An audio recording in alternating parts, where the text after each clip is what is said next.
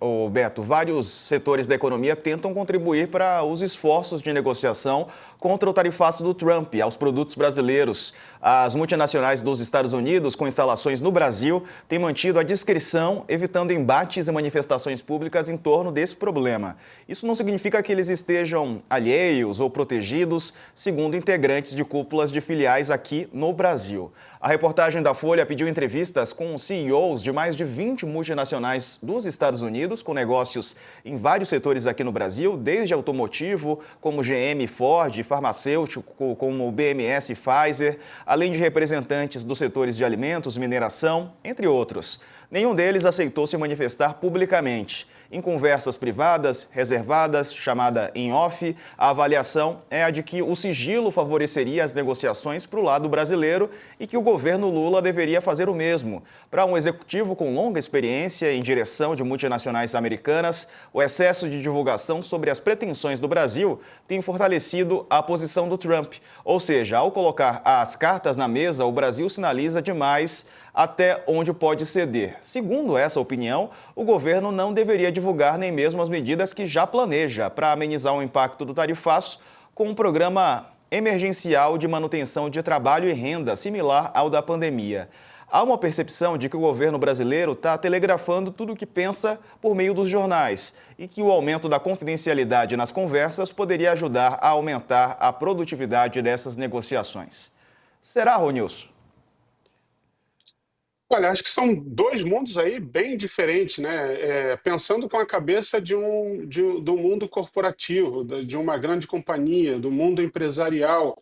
Acontece que a gente está falando de um governo, não tem como o governo manter esse nível de sigilo.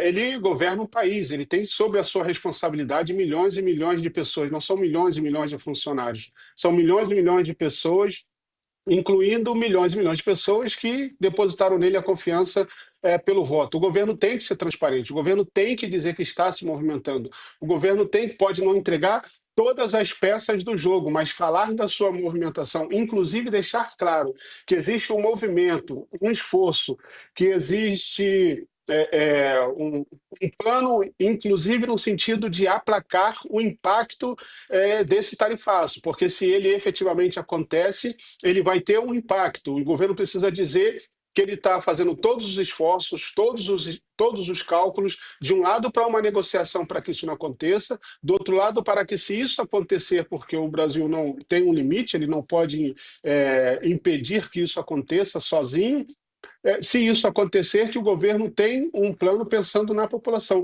Isso, inclusive, num jogo político, é extremamente importante, porque o governo precisa colocar às claras quem está torcendo por um cenário de terra arrasada, como a gente já ouviu, e quem está minimamente pensando um plano de contingência para aplacar os impactos daqueles que vão sofrer o maior peso e a maior responsabilidade, porque o maior peso e a maior responsabilidade, a maior perda, não vai ser do Alexandre de Moraes, não vai ser dos ministros do STF.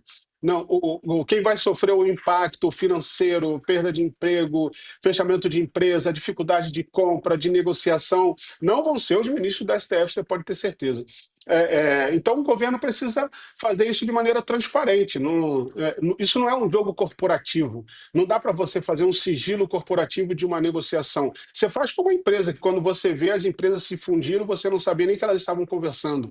Mas o governo não, ele precisa prestar contas para a população de que ele está agindo e como ele agirá numa situação como essa.